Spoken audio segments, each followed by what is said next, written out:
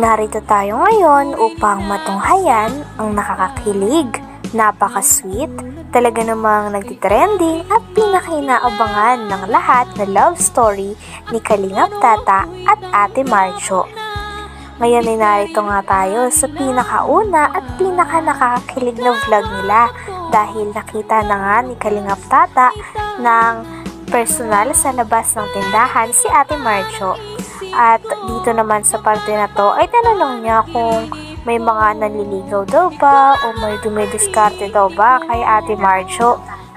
Talagang naninigurado na nga si Kalingap Tata na kung anong tungkol sa buhay ni Ate Marcho. Pag wala sila. Kasi sila... Matanong ko lang, wala ka ba bang, wala ka bang date? Bakit? Bakit wala bang, Pero, wala bang naniligaw sa'yo? Ha? Wala bang naniligaw sa'yo? Meron naman, syempre. Siyempre, maganda eh. Wala namang tao na hindi ka magustuhan kasi ang ganda mo eh. Oh, pero ano, bakit ano ha? Ang dami mo namang ano, bakit? Bakit ano? Bakit ano? Ano? Puro ano? Bakit puro ano? Hindi, sige na, next ano. Ang dami kasi, kaya pumunta dito kasi ang dami kasing mga ano, mga request ng mga viewers na bibistahin na kita dito, kukontahin. Siyempre, bilang isang vlogger at maraming followers na rin ako. So, siguro nasa mga 200,000, 200k na yung followers. Maraming nagsusupport sa ating ano. Kahit nalaman ni Kalingap Tata na may mga ibang manliligaw dati si Ate Marcho, ay talagang hindi ito magiging hadlang sa kanya para mas lalong i-pursue o ligawan si Ate Marcho. Pagkatapos naman nito, ay tinanong naman ni Kalingap Tata na buti daw talaga ay napakabait niya daw sapagkat go na go palagi si Ate Marcho sa mga good vibes at kakulitan sila lalo na nung unang punta nila. Mukha niya kasi, hindi kasi siya lumalabas, hindi siya exposed sa araw. Ayokong lumabas. Andito lang siya lagi sa tindahan. Sawa na ako sa labas. Kaya grabe yung mukha niya, napakakinis po mga Kalingap. Nakagising ko nga lang pag ano. Kaya pala blooming ka. Ilang oras tulog mo? 12 tulog ako na. Masama kasi pakaramdam ko. Bakit masama? Eh ano? Mag-inom ka ng gamot? Pag babae ka. babae. Alam mo na yun. Yun. Next. Sinsya ka na at naabala ka namin.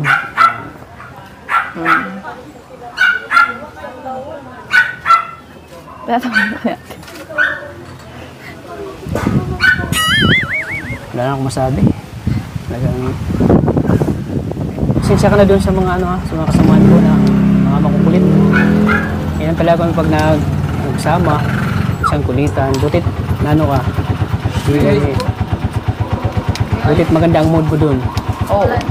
Sabi ko nga, pag di maganda mood ko, sorry. Sabi ko kay Kuya, Starax. Butit nakisabay ka doon sa nakisabay ka sa mga joke-joke namin. Hindi ko naman nga alam na may pupunta kayo nga. Pero alam mo na mga kalingap kami. Hindi nga talaga. Hindi mo alam? Hindi ganun ka. Kasi ang kilala ko lang talaga si Kuya. Anong reaction mo na, siyempre, na kami, nagkatuwaan na kami dito, na ikaw yung namin. Anong reaction mo doon? Okay, Hindi ka ba natakot sa amin? Hindi ka ba natakot? Hindi naman. Kasi first time mong makita kami. Talagang makikita nga natin na napakabait talaga ni Ate Marcho sapagkat talaga siyang approachable at hindi siya suplada na type ng isang babae.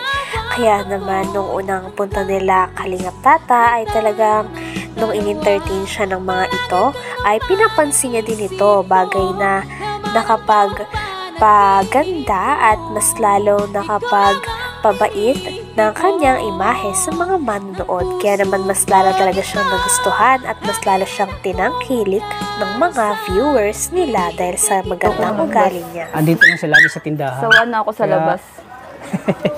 Kaya grabe yung mukha niya, napakakinis po mga Kalingap. Nakagising ko nga lang pag ano. Kaya pala blooming ka. Ilang oras tulog mo? 12 tulog ako na. Masama kasi pakaramdam ko. Bakit masama? Eh ano? Mag-inom ka ng gamot? Pag babae ka. babae. Alam mo na yun.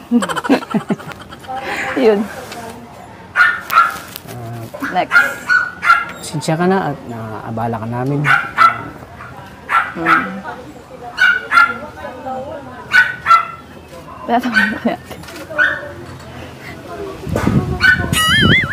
Wala na akong masabi. Talagang sinsya ka na doon sa mga sa mga kasamahan ko na mga makukulit. Yan pala kung pag nagsama, isang kulitan, butit ka. Butit maganda ang mood mo doon. Oo. Sabi ko nga, pag di maganda mood ko. Habang nagsasalita nga si Kalingap Tata ay parang medyo nauutal-utal pa talaga ito at kitang-kita na talagang kinakabahan siya. Kahit medyo matagal na rin ang kanilang pag-uusap ay kitang-kita pa rin sa mukha ni Kalingap Tata na kabado ito sapagkat sino nga namang hindi kakabahan sa unang pagkikita nila ng harap-harapan ni Ate Marjo at talagang kakabahan nga naman si Kalingap Tata sa sobrang ganda ni Ate Marjo. Natakot sa amin, hindi ka ba natakot? Hindi naman. Kasi first time mong makita kami, tapos ka kagad sa akin. Nakikisabay ka kaagad. Naalala ko si natatawa ako kay Kuya. Si Juan? Oo, dun. Oo, Kaya sumabay ako. Kasi natatawa ako sa kanya. Kay Juan ka natatawa talaga ng gusto. Parang ginagaya niya yung yung kumbaga yung parang tawag mo. Yung kalimutan ko na.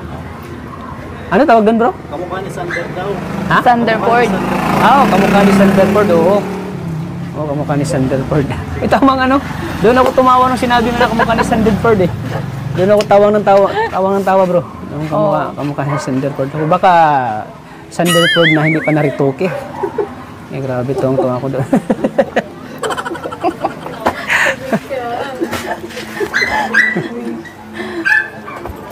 Nato. So, nakita ko yung interview mo, yung interview ni Star of sa'yo. Kaya pinapanood yun habang pinapanood. Grabe at patagal ng patagal ay parang mas nagiging close at mas nagiging casual na nga ang pag-uusap ni Kalingap Tata at Ate Marjo.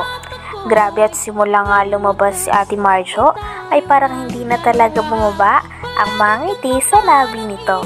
Talagang nahuhulihan din sa akto ng kamera na nakatingin at nakatitig lang si Ate Marjo kay Kalingap Tata. Nako-fall na rin kaya siya kay Kalingap Tata? At pagkatapos naman ito ay talagang napasarap ang kanilang pag-uusap at napakatagal nga rin ang kanilang pag-uusap dahil napakatagal rin nilang inantay na makapagkita. Grabe kilig na talagang as in kinilig ako kasi yung topic ni Starak about sa ating dalawa. Tapos tinatanong mo pa sa kanya kung ilang taon na ako. Curious ka ba sa sa edad ko talaga? Oo. Sa mga mga ilang taon ako? Sa tingin mo? 40s. 40s? Ano nga ba? Joke lang pala yung Pag ako sabihin mo, nagsinungaling 40 na. 10 years pa lang natin nagwat. Pero naniniwala ka sa sa age doesn't matter. Tawag mo si Mama, dali. Naniniwala ka ba? Laksan mo yung boses mo, dali.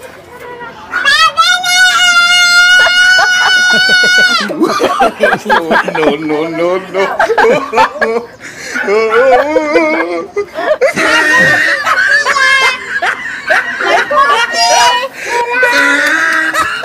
Hi, Sophia.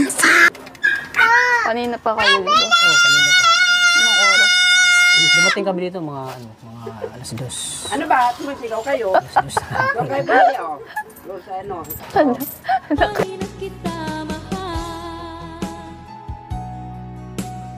Hanggang dito na lamang muna ang ating nakakakilig, napaka-sweet at talaga namang sobrang nagtitrending at pinakinaabangan na istorya ni Kalingap Tata at Ate Marjo. Maraming salamat sa inyong panonood. Bye!